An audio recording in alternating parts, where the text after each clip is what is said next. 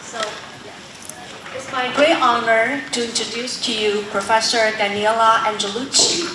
Professor Angelucci teaches aesthetics at the University of Roma, Italy. Her main area of interest include the theory of image and the philosophy of cinema. She got her master in philosophy from the University of Roma, Italy, and her PhD from the University of Palermo.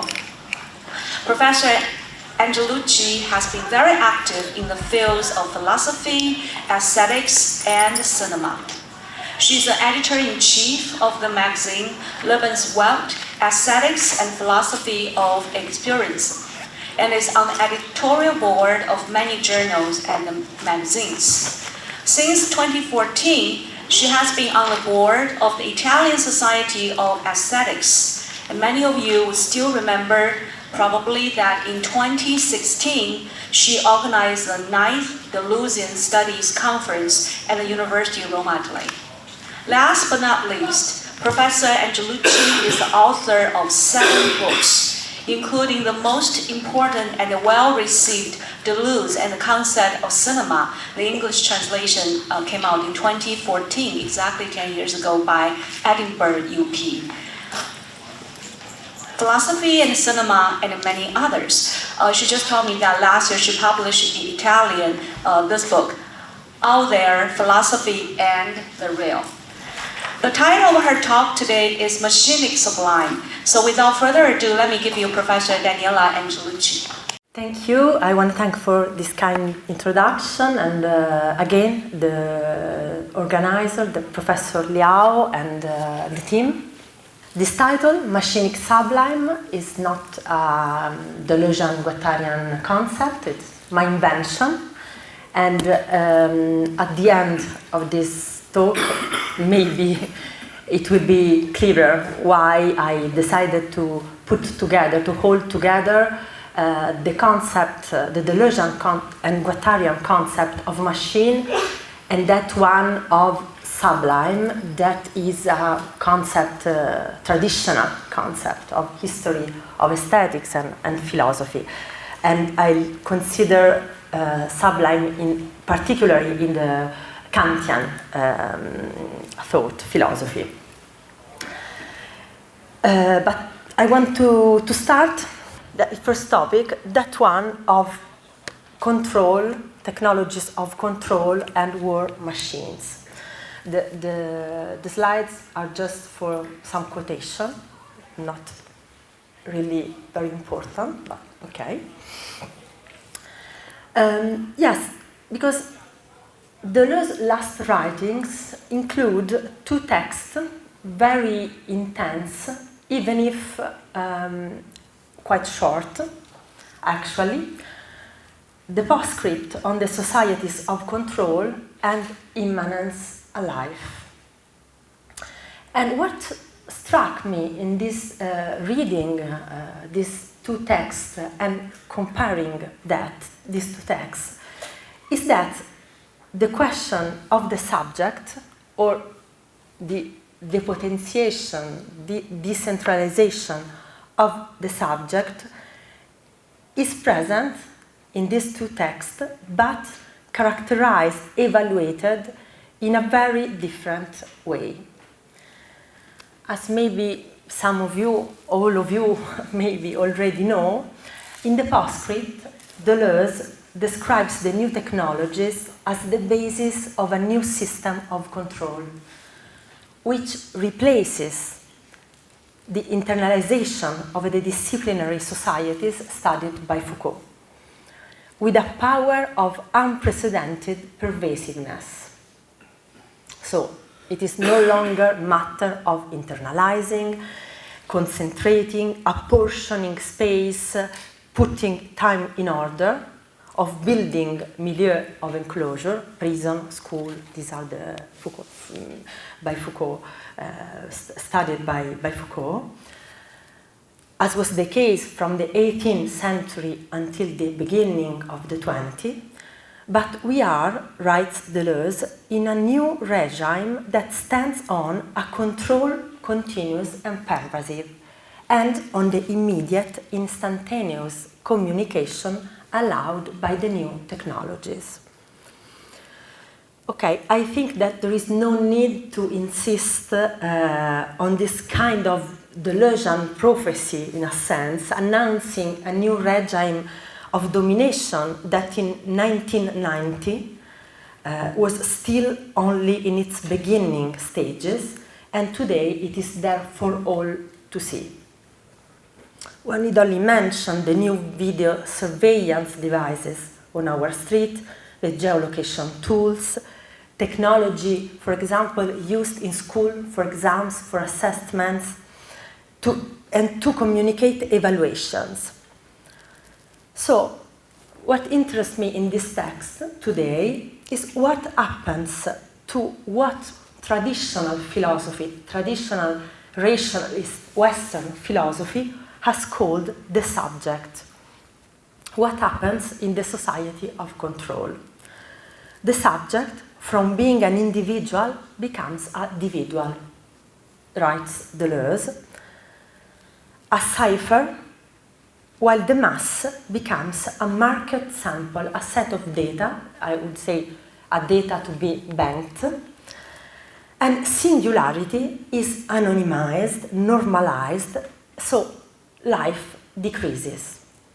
The subject becomes, as a French scholar, Antoinette Roy, writes, a statistical body. And Deleuze's attitude to this situation can be summed up in one sentence, very famous, the first quotation. There is no need, writes Deleuze, to fear or hope, but only to look for new weapons. So the question then is, will those who have attempted to resist discipline and internment be able to resist these new forms of power? How to counter-actualize the controlling power of technologies, how to resist, the question of resistance, about which we talked together during the camp these days. Just a few years later, Deleuze wrote Immanence a Life, writing a text perhaps even better known than the postscript. So just a few words about it. Here, the transcendental field, named in the first lines of the script of the text, is presented as consciousness, duration, flux, an immanence that does not imply subject and object, a becoming that Deleuze calls impersonal and, I'm quoting, wild. But this immanence is precisely a life. Here, impersonality, the renunciation of the concept of person, of individual, does not mean anonymity, does not mean decrease of life, but a life impersonal, made up of events, singularities, virtualities. If in the postscript a normalized and powerless anonymity is described, here de-individualization produces singularity, resistance, vital forces. Short quotation from Immanence.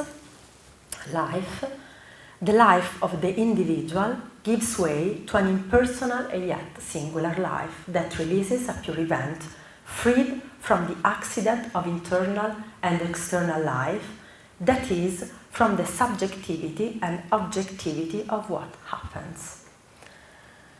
So, here Deleuze is moving on a subtle ridge, that of the renunciation of the notion of ego, which, while on the one hand can produce assemblages, liberation of vital forces, on the other runs the risk of being captured by technologies and power. To use, in another sense, the words of psychoanalysis, I could say that there is a liberating renunciation of ego made in the name of the drives, but there is of desire, we would say, but there is also a renunciation of the ego that brings us back under the control of a new superego, collective this time, but still castrating, technological and all-pervasive. So how to transform, how to counter-actualize, deterritorialize these means to bring out singularities and not individuals, not mere numbers. Okay, I would like to make an aside here, from an existential example, so not so, I don't know, but I think that they may clarify and elucidate what I'm saying. Singular does not mean unique, but it means maintaining or constructing a specific, original, special trait, always in relation to the collective. So singularity is not uniqueness. Uniqueness, exceptionality, may coincide with isolation, and from isolation, resistance is, we could say, difficult, if not impossible. So this concept of singularity does not coincide with an exceptionality, but it is something that builds up in the context of a collective enunciation. In these years, in 1990, in a conversation with Deleuze titled Becoming and Control, Italian philosopher Tony Negri observes that in 1,000 plateaus, a number of problems remain unresolved. What gives the book a kind of violence, unresolved tension. And in particular, there Negri mentions some conflicting pairs that interest us for this issue. These pairs are singularity subject, lines of flight, apparatuses. Deleuze answers, we need to follow the lines of flight that are drawn in our society, preferring lines of flight to contradiction, minorities to classes. And finally, we need to look for a status of war machine, which invent new space-time. Just few words about machine and war machine. As we know, the concept emerges in the encounter between Deleuze and Guattari as a kind of evolution of the concept of structure. They foster way from structuralism, from Lacan, in that structuralism always seeks the elements that do not vary, that are fixed within the structure. But I say that what remains of structuralism in their philosophy is the idea that there is no plane presupposed to that of relation among all the elements. The idea that the subject is the result of relation. So, structure is replaced by machine, which allows transformation, movement. Machines are constantly making and unmaking themselves. The machine moves and transforms, the machine produces, but its movement and production of reality are irregular, unforeseen, and above all, co-essential to the plane of reality that the machine itself is creating, is producing. The machine that appear in Deleuze and Guattari's texts are numerous, desiring, literary, abstract machine. In that conversation with Negri appears the concept of war machine that are present also obviously in the treatise on nomadology in 1,000 Plateaux. The war machine opposes the state apparatus that proceeds by a one-two logic that distributes binary distinction. But the war machine is not negative of the state, rather it belongs to another species. It has another nature. If the state is dualism, the war machine is pure multiplicity. Metamorphosis. The state organizes and captures, the war machine, I'm quoting, unties the bond, just as betrays the pact. And the war machine does not have war as its goal. War becomes so when the machine is captured by the state apparatus, which in various ways appropriates it for its own ends. So the war machine makes war on the condition of creating at the same time something else. We have to find a characterization of war machines that's nothing to do with war, but to do with a particular way of occupying, taking up space-time, or inventing new space-times. Revolutionary movements, but artistic movements too, are war machine in this sense. So, as we already discussed in the camp, art, a certain kind of art, of artistic practice, is thus one of the possible answers to the question that asks how to produce a de-individualization that is singular, vital, but not unique, that asks how to resist the technologies that produce an anonymous de-individualization. How does art resist? In the sad conversation with Tony Negri, Deleuze says that art resists death, slavery, infamy, and shame. And these words about art as resistance refer us to another text, another conference by Deleuze, What is the Act of Creation? A lecture addressed to young people at the film school in Paris. Here, Deleuze argues that there is a fundamental affinity between the work of art and the act of resistance. Art is not communication, it contains no information. Indeed, it must oppose information, as it is always a set of ordered words. Words that always say, that repeat, indeed, precisely what we are required to believe. So, in this scenario, the work of art is certainly not the only act of resistance, nor it is exhausted by resistance, but Deleuze asserts that it has a relationship with resistance that is both intense and mysterious.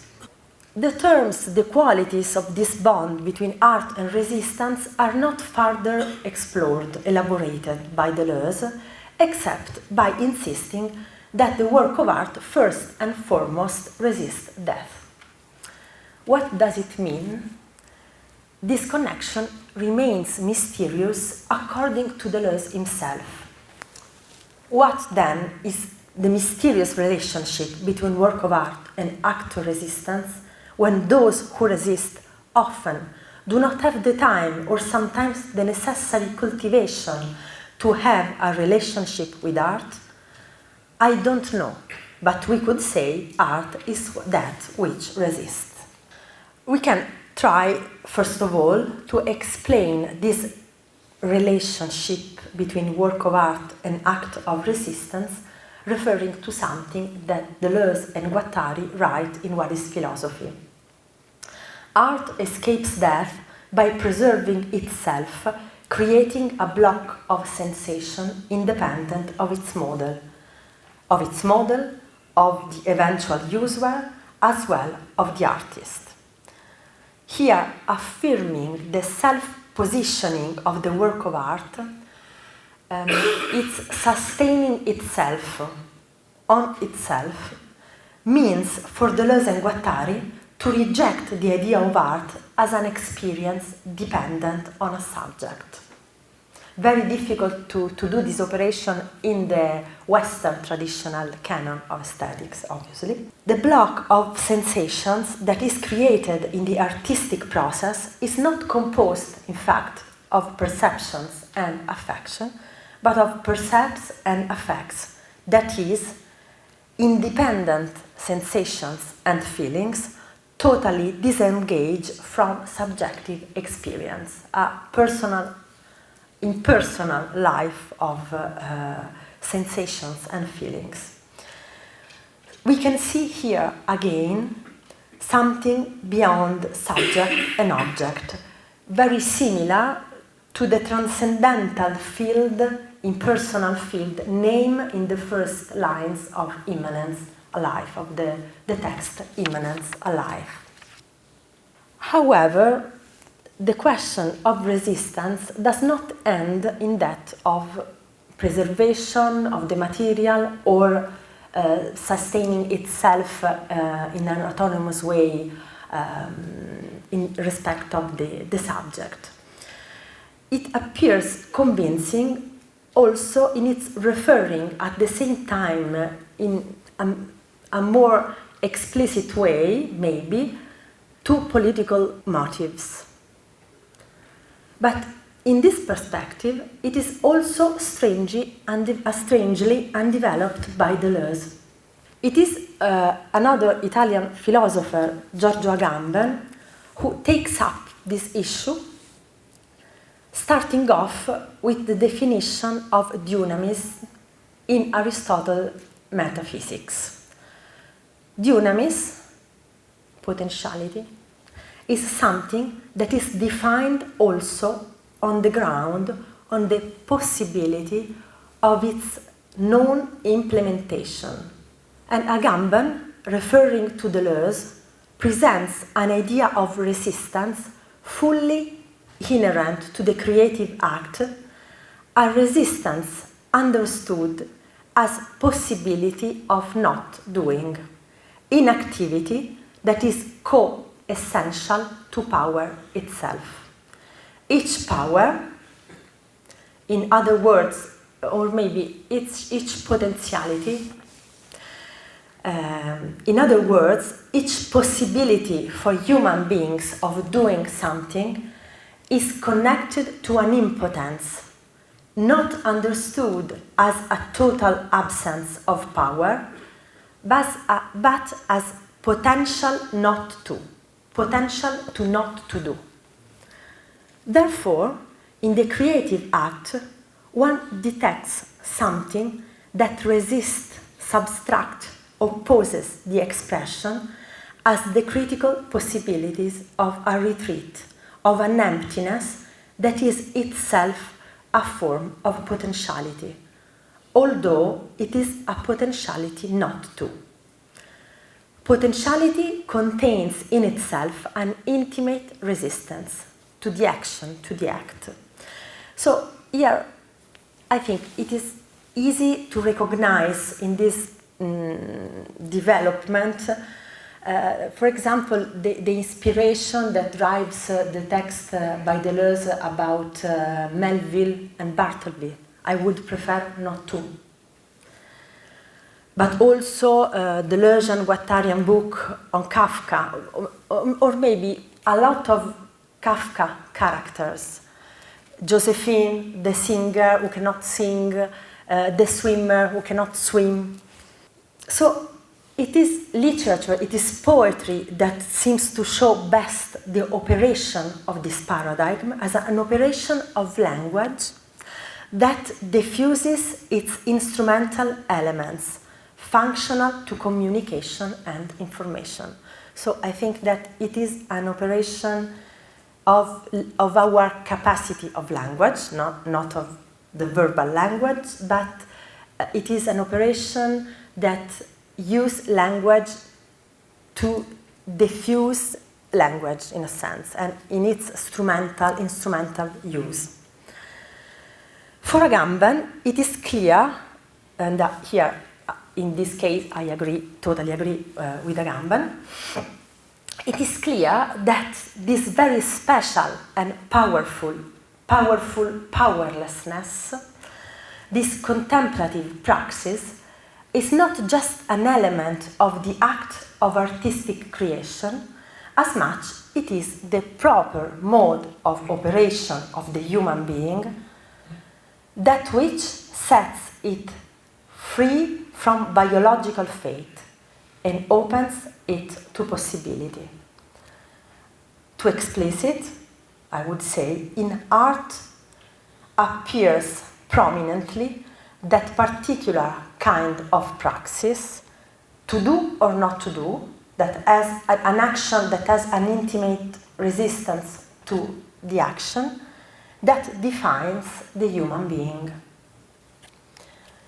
By retracting, evading, resisting the mechanism of communication and signification, we can say, art arrests the action and opens new times, new space, suspends our ordinary existence to make one see life itself, to make one see the unthinkable. This is other words by Deleuze in Critique and Clinique.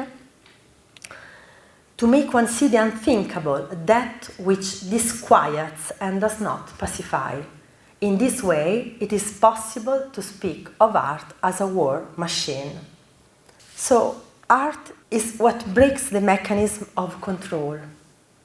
If the technologies of control force you to think the already thought, the algorithm in a sense, but I'm not so expert with this question, art practice is what should allow you to say no, to have a possibility not to do, to think the unthinkable.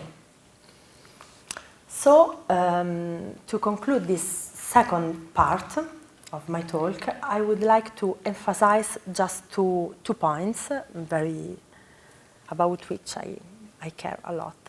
First one, we are not talking about art as a product, all within the art market, but about art practice as a moment in which emerges about art, or we could say also aesthetic moment, in which emerges the human's own capacity to experiment, to evade the normal functioning of, for example, language or technology.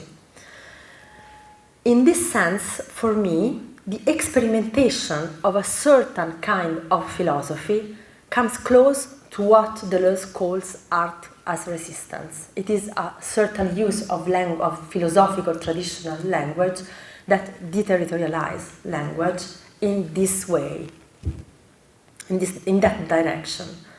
Philosophical thought, in its becoming creative, can also be a war machine, obviously.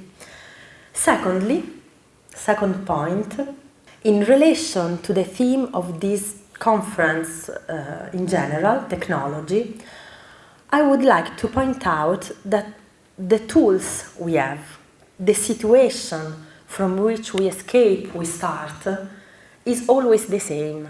Resistance, therefore, takes the form of a counter-actualization of something that can also be used to the detriment of vital forces. So, a line of flight is not an elimination of a territory we escape, but a way of open it, or sometimes to see it from another point of view. Third part, and last, cinema and Sublime. Among art forms, cinema occupies a special place in Deleuze thought, and also, I think, in the discourse we are having, as an example of a machine that can use, of a technique, a technology, that can use potentially normalizing and controlling technologies to do something else. To do what? To contact life, bring forth thinking, produce free movements of subjectivation. Cinema, as an artistic machine, as a war machine, resists can evade communication strategies like the other arts, but using technology, counteractualizing it. There is obviously a type of cinematic image that only wants to inform, to produce new order words, while the cinema that Deleuze is interested in is the cinema which uses technology to oppose the major canon, majoritarian canon. In Cinema Book in Time Image, the second volume, Deleuze proposes a cinema radically remote from the strategies of communication, in which the typical plot of classical cinema, made up of acting characters and a veridical narrative, is loosened. In modern cinema, Deleuze writes about modern cinema, but this is a category more theoretical than historical, in a sense, theoretical and stylistical than historical and chronological. In modern cinema, the action continually stops, and the characters are taken over by what Agamben would call, with Aristotle, potentiality of not to. Cinema here, like the other arts, resists, escape the constraint of cause-effect relations, of action-reaction relations. As a result of this loosening of ties, time is no longer chronological. It means it does not result from the narrated action, from the narration, but appears in itself, a time in person that emerges in images that are almost liberated from the plot to show themselves in their autonomy, that one of affect and percept, in their autonomy and aesthetic power. The historical example of this type of cinema are neorealism, Nouvelle Vague. I cited during the camp Ho Xiaoxian, Les Voyages du Ballon Rouge, film by a Taiwanese director. But also the cover of my slides are a film by Antonioni that proposed this idea of Zabriskie Point, this idea of going beyond subject and object. What interests me most is the new relationship established in this type of cinema between subject and object, where objective stands for what the camera, the director sees, and subjective indicates the character's point of view. Subjective in cinema is a technical term. In this respect too, modern cinema breaks down the element of veracity, that is the separation of the 2 points of view, making the author and his/her characters indiscernible, making impossible any definite and unequivocal identification. Is what Deleuze, referring to Pasolini, Pierpaolo Pasolini called free indirect subjective. So it could be said modern cinema, which has also among its configurations that of minor cinema, for example, is a war machine since it overcomes the separation of subject and object, the 1-2 logic typical of a state apparatus. In modern cinema, the camera adopts a point of view which follows the manners and point of views of the characters. So the objective and subjective images merge and contaminate each other, becoming indistinguishable. What appears are non-individual singularities, shown through a different use of technique, shown through a deterritorializing use of technology. Does the cinematic machine counter-actualize the tools of the technology and of the technology of control? To use the words of Deleuze and Guattari that we have quoted with regard to the war machine, the modern cinematic machine unties bonds, betrays pacts, makes subject and object indiscernible by destroying binary logic, shows us time itself. It brings about a contact with the impersonal that does not aim at transforming the individual into the individual, but produces a liberation of the individual that becomes singularity. Okay, and now, Sublime. Why call Machinic Sublime? As the title of this talk states, the deterritorialization of the technological that can take place in some kind of cinema when the image is struggling with an accomplished enclosed veridical plot. So it is my proposal in alliance with Deleuze and Guattari, but also oddly with Kant. In my latest book, Là Fuori, Out There, Philosophy and Real, through Deleuze and Guattari and psychoanalysis, a certain psychoanalysis, mostly Lacanian, deterritorialized Lacan, I would say, I try to approach the figure of the outside from various perspectives. The central thesis is that thought, the emergence of singularity, occurs only when prompted by a powerful contact with the outside, with the drive life, with the plane of the sensible. But this contact, which is urgent, is nothing pacified and harmonic. It is violent, it is sometimes traumatic, occurs not as a definitive elimination of the organizational and functional mental structure, cognitive apparatus, which cannot be eliminated once and for all, otherwise we die, but as deterritorialization, counteracting of this structure.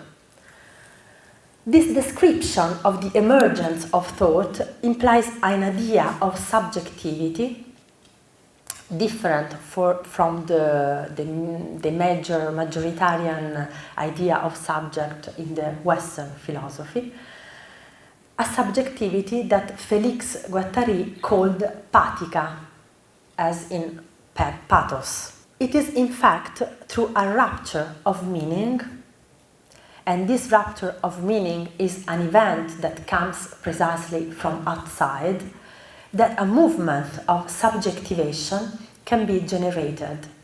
And in the history of philosophy, this outside, this moment when subjectivity emerges while being threatened by something that is extra philosophical, extra subjective, has been approached through many figures which, okay, they are not obviously synonymous with each other.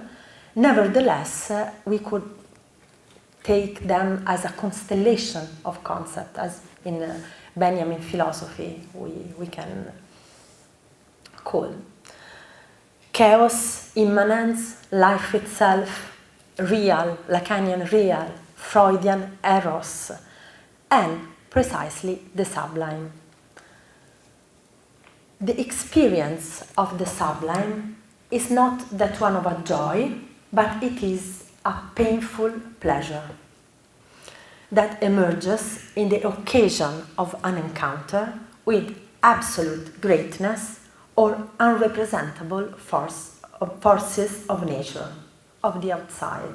Very simple definition of sublime.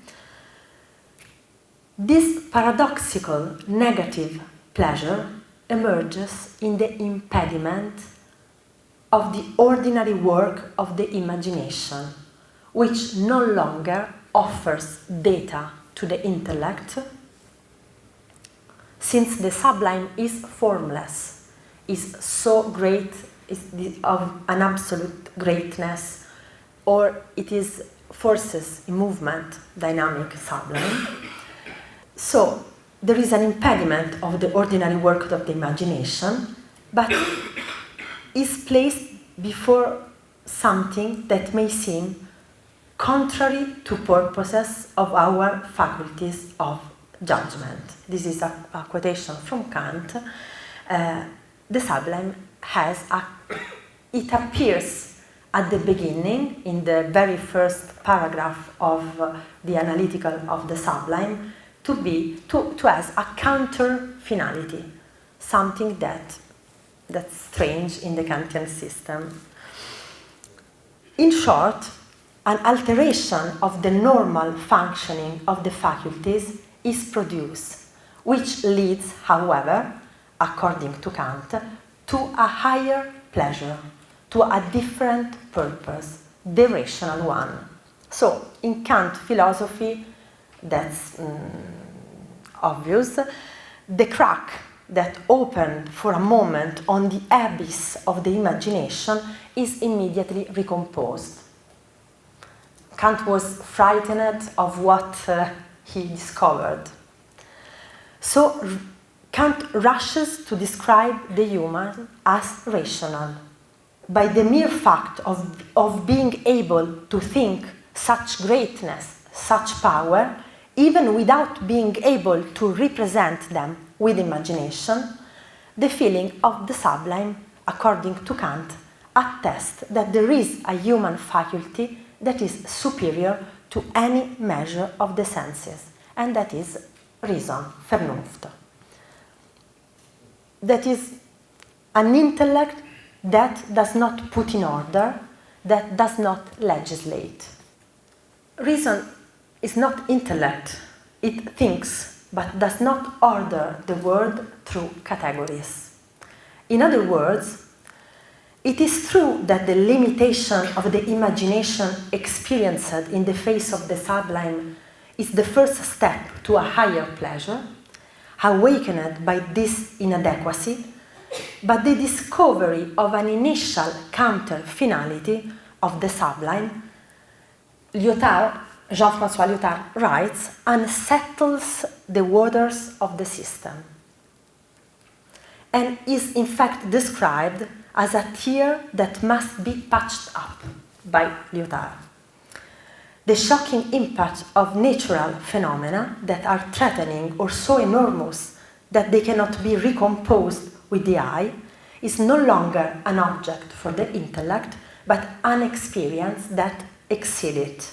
An experience that, if obviously it in Kantian system does not fall outside of the rationality, it was impossible for him to do that, now is nonetheless characterized, and now I leave Kantian terminology to use a more contemporary one, a threshold experience. An experience of threshold, of an area of indiscernibility. Such a rupture of ordinary perception is what in the 20th century will be recognized by some philosophers, Deleuze is one of them, Lyotard is another, as necessary for the beginning of all thought. In fact, it is precisely by focusing on the irruption of the sublime in the third critique that Deleuze, who in the 60s referred to Kant as a philosophical enemy, as probably most of you know, because Deleuze wrote that Kant was imprisoned in a philosophy of common sense. There is not experimentation. But Deleuze himself in his courses at Vincennes in the late 70s, calls Kant susceptible to catastrophe. Kant, from enemy, becomes an ally in the philosophical battle to grasp the limits of the experience rather than the ordinary experience, interrupts the ordinary organization of faculties, deterritorializes the faculties, we could say. The feature of the sublime can also then be used for the cinematic image that escapes the grip of the cause-effect relationship of subject-object binary logic. In Deleuzian thought, the checkmate of the faculties, caused by the impact with a particular kind of image, cinematic image, but also we could say sublime image, becomes the genesis of what he called the direct presentation of time, that is, the emergence of thought itself. So, the serious emotion, the shock of the Kantian sublime is, if not the only one of the most significant philosophical antecedents of the time image, among the most successful figures invented by Deleuze to describe the accidental beginning of a necessary thought. Here, this long quotation is some part from time image. If it is true that thought depends on a shock which gives birth to it, the nerve, the brain matter, it can only think one thing, the fact that we are not yet thinking, the powerlessness to think the whole and to think oneself. Something that seems about the powerful powerlessness about which we were talking about. By what means does cinema approach this question of thought as fundamental powerlessness and the consequences of this? If this experience of thought essentially, but not exclusively, concerns modern cinema, it is first as a result of the change which affects the image. The image has ceased to be sensory motor. It loosens its ties, in a sense. The sensory motor makes man a seer who finds himself struck by something intolerable in the world, confronted by something unthinkable in thought, which then is the subtle way out. We should make our way of thinking from it, without claiming to be restoring an all-powerful thought. The image, freed from narrative connection, typical of a certain type of cinema of modernity, possesses an inordinate force, an aberrant dynamic. I'm using the words of the title of the latest book by David Laboujade. That is an index, effect, and cause of a questioning, a fragility of the structure of our normal, sensitive, empirical, organic condition. This questioning, however, does not mark the end of thought. On the contrary, as noted above, for Deleuze, it is a resistance to the immediate action that mobilizes the beginning of thought, and is the only possibility of direct contact with a pure temporality, a pure thought, life in itself made visible in images. The impediment to an adequate reaction in the face of a situation too painful or too intense, for example, is what allows for an overcoming of the habitual relationship with the world, an overcoming that has the same duplicity, pleasure and pain, that as the Kantian sublime, thus allowing for a vision of time untethered from its actuality. To conclude, why machinic sublime then? The sublime helps us describe a machinic that uses technique to destroy or escaping its normalizing effect. In the sublime, as such as in the time image, the becoming, the immanent life, the painful pleasure of drives, erupts, and the individual, the subject, with its faculties of intellectual categorization, withdraws, but not to submit to the anonymity of number and control, so much as to participate, assist, practice something creative and generative. Thank you. Optimistic. About an hour, right? Professor Angelucci gave us a wonderful update of her work since the earlier days of her study, combining aesthetics, the philosophy of image, philosophy of film, right, and also her interest in psychoanalysis, because in your most recent work, okay, is philosophy and the real. So you would like to revisit, okay, and linking everything that you've been interested in in the book that is yet to be translated into English, right? So I think this is so wonderful, because I think what you have done is really to take us to revisit the important moments when the connection between Deleuze and Kant. And I think that your this notion of machinic sublime is really perhaps really sums up, okay, your last 20-some years of work on Deleuze and the philosophy of cinema in relation to philosophy. So thank you so much for this wonderful, exciting talk. So I would like to know if there are anyone who would like to follow up in terms of responses and comments.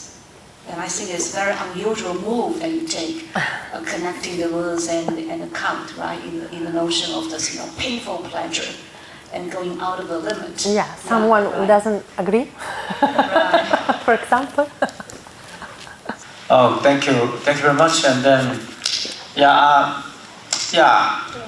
according to when you discuss about the machinic sublime and the actually mostly Deleuzean discussion of cinema, I think they're quite fantastic. I think very plausible, and then also it actually when you argue about the relation between Sublime and Deleuze, the discussion of shock, that means actually the powerless, fundamental. In my opinion, is in my own term, I could say that is kind of weak thought or something like that. So it's not really restoring a powerful thought, but that is mostly, people would think we must restore, or we must bring in some powerful alternative to this certain, the opposite, the project, the maneuver was enactment. So. But actually, that is very similar. When you argue about that kind of sublime, and then it's a relation to shock, and then reminding me of the kind of Benjamin's, concept dialectical image, And then, according to Benjamin, actually, through this shock, and then people could be awakened, So he actually talked about the awakeness, through that shock, and then awakeness from that kind of dream. Of course, actually, what kind of awakeness, he talked about there. And then, that's why I'm really interested and curious about, what kind of actually, the powerless thought, or some not, going to that direction, restoring that powerful thought. The Deleuze, always think about, Thank you. Thank you. First of all, Benjamin is all the operation of this latest book is under the name of Benjamin, in a sense that I have a special pleasure to find sign alliances unexpected.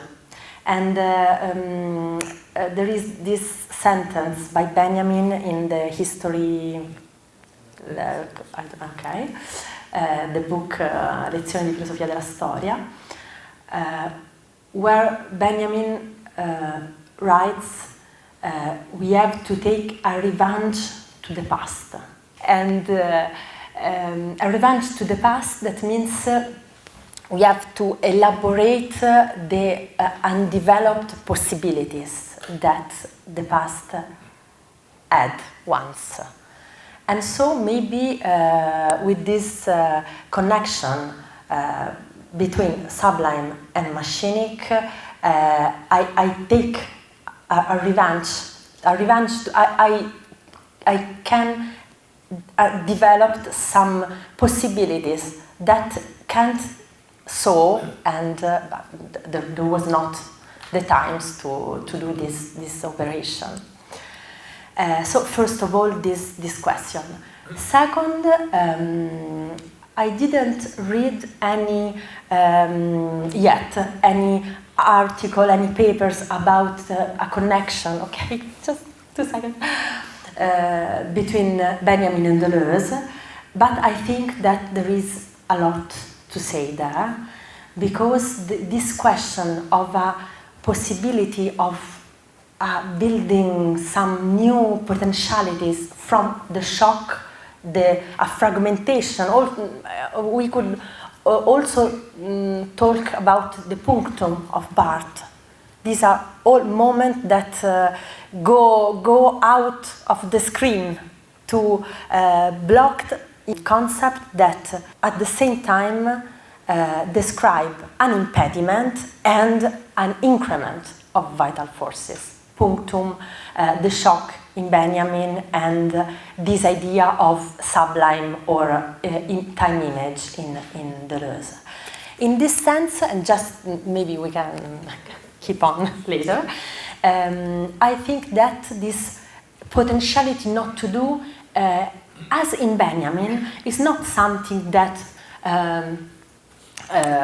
invite to not to do something, but it is a possibility of say no, and it is a way to think of the negative in a philosophy, that one of immanence, that could not have the alienation.